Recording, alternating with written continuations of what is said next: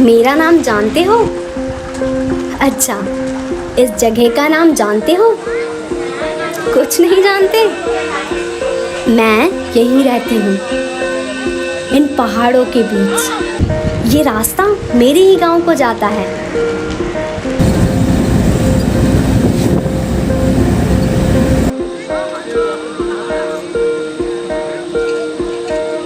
मेरा गांव बाहर से आने वाले लोगों के बीच बहुत प्रचलित है।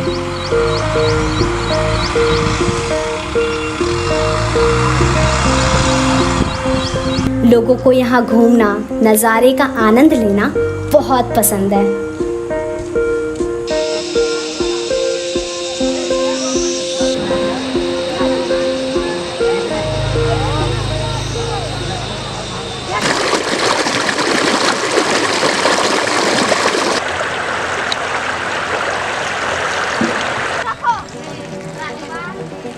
मेरे गांव में कुछ कुछ जानवर भी आते हैं और जब वो यहाँ से जाते हैं ना, तो उनके पैरों के निशान रह जाते हैं। अक्सर पैरों के निशान तो कुछ दिनों में भर जाते हैं, लेकिन शायद ये निशान भरने वाले नहीं और ये हमें ही नुकसान पहुँचाएगा।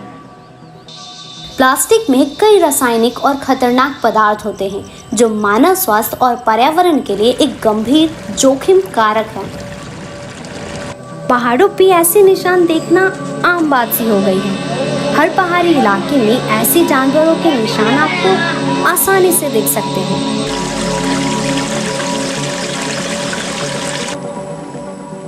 प्लास्टिक कचरे द्वारा पर्यावरण प्रदूषण अब व्यापक रूप से एक प्रमुख पर्यावरणीय बोझ के रूप में पहचाना जाता है। प्लास्टिक प्रदूषण, जहां प्लास्टिक एक क्षेत्र में जमा हो गया है और प्राकृतिक पर्यावरण को नकारात्मक रूप से प्रभावित करना शुरू कर दिया है। तकरीबन 15,000 टन प्लास्टिक वेस्ट पूरे भारत में बनता है, जिसमें से 60% का रिसाइकिल किया जाता है और 40% को डिस्पोज किया जाता है। भूमि पर प्लास्टिक के अंधाधुंध निपटान और खुली हवा में जलने से जहरीली रसायन हवा में घुल जाते हैं, जिससे आम लोगों को स्वास्थ्य संबंधित खतरा हो सकता है। हमारे यहाँ से भी पहले प्लास्टिक को इकट्ठा करके मशीन द्वारा छोटा छोटा टुकड़ा बना दिया जाता है और फिर उसे पास के सीमेंट इंडस्ट्री में भेजा जाता है, जहाँ इन प्लास्टिकों का को प्रोसेसिंग किया जाता है। मैंने तो यहाँ तक भी सुना है कि इन प्लास्टिकों का इस्तेमाल रोड बनाने में भी कर सकते हैं। इसके अलावा हमारे गांव से हर दिन कई हजार किलो का कचरा निकलता है, जिसमें से गीले कचरों को हम लोग खाद बना देते हैं और प्लास्टिक को वहीं फैक्ट्री में भेज देते हैं।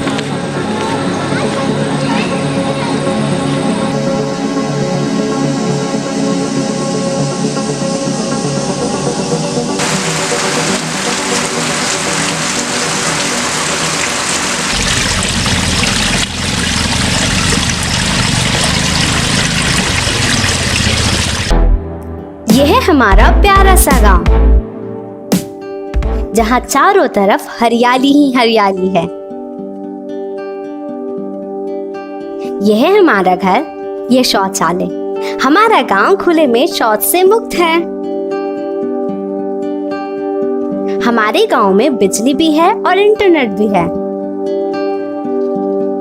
यह है हमारे गांव का प्रसिद्ध मंदिर। ये मंदिर, यहाँ फूलों की दुकान और ये मंदिर पे चढ़ाए गए फूलों की ढेर। आगे मैंने पेंटिंग बना ही नहीं, क्योंकि मैं सोच रही थी इतने सारे फूलों का होता क्या है। दोबारा तो हम भगवान पे चढ़ा नहीं सकते और गांव में कितने सारे मंदिर हैं। अगर रोज चढ़ाए गए फूलों को इकट्ठा करेंगे तो कितना सारा फूल इकट्ठा हो जाएगा।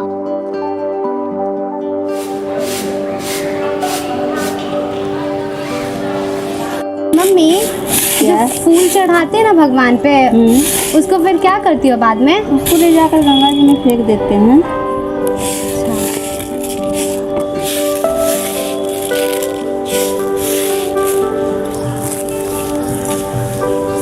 दादी, फूल चढ़ाते हैं उनका क्या करते हैं बाद में? उसको उठा के गंगा जी में ले जाके डाल देते हैं, उठा के। अच्छा, गंगा जी में डाल देते हैं। मेरा खाता है गंगा जी में। भारत कई धर्मों और संस्कृतियों का देश है, जहाँ लगभग हर इलाके में मंदिर, मस्जिद, गुरुद्वारे और चर्च जैसे कई धार्मिक स्थल हैं, जहाँ हम आस्था और श्रद्धा के प्रतीक के रूप में फूल चढ़ाते हैं। भारत में लगभग 80 लाख टन मंदिरों पर चढ़ाए गए फूलों को नदियों में प्रवाहित कर दिया जाता है।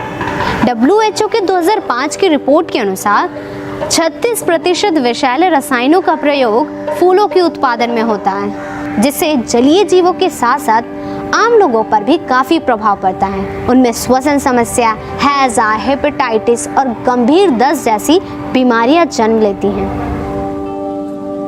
हम हमेशा से यही सोचते हैं कि उद्योग ही हमारी नदियों को प्रदूषित कर रहे हैं। हम कभी भी फूलों से प्रदूषण के बारे में नहीं सोचते।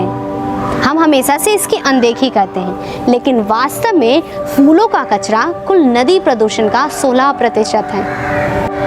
फूल जिसे देखते ही मन खुश हो जाता है, जिसकी खुशबू से हर जगह खूबसूरत बन जाती है। फूल हमारी जिंदगी का अहम हिस्सा बन चुका है। शादी की सालगिरह हो या जन्मदिन का समारोह, तरक्की की पार्टी हो या किसी के गुजर जाने के बाद अंतिम संस्कार का वक्त, हर सभ्यता, हर समाज में फूलों की ज़रूरत होती है और इसका हम भरपूर इस्तेमाल भी करते हैं। लेकिन इस्तेमाल होने के बाद इन फूलों का क्या? नदियों में फेंक देना या अपने दैनिक कचरों के साथ? जिन फूलों को हम पांव तक नहीं लगाते, उन्हें यूं ही तो नहीं फेंक सकते, लेकिन हम ऐसा ही करते हैं। मास्टर जी ने विज्ञान की कक्षा में बताया था कि फूल बायोडिग्रेडेबल है, उसका बेस्ट मैनेजमेंट भी हो सकता है। तो क्यों ना इस बेस्ट को प्रॉफिट में बदला जाए? हम इसकी शुरुआत अपने घर से ही कर सकते हैं। अब मिट्टी को भी सही पोषण मिलेगा और शायद नए पौधे हो। नमस्ते दीदी। नमस्ते।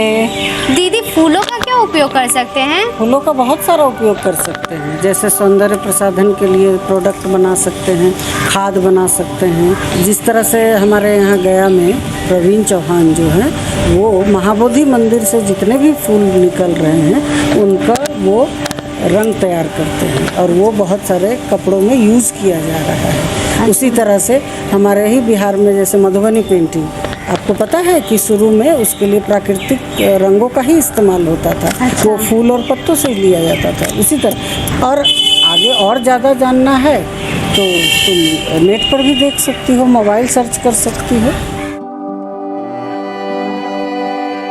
अगर हम भी खाद, रंग और भी ऑर्गेनिक प्रोडक्ट के निर्माण में फूलों का इस्तेमाल करें तो नदियों को प्रदूषण से बचा भी सकते हैं और फूलों का पुनः सही उपयोग भी हो सकता है। मैं आज ही सरपंच जी से इस पे बात करूंगी और अपने गांव के चित्र के साथ एक नए चित्र को जोड़ूंगी।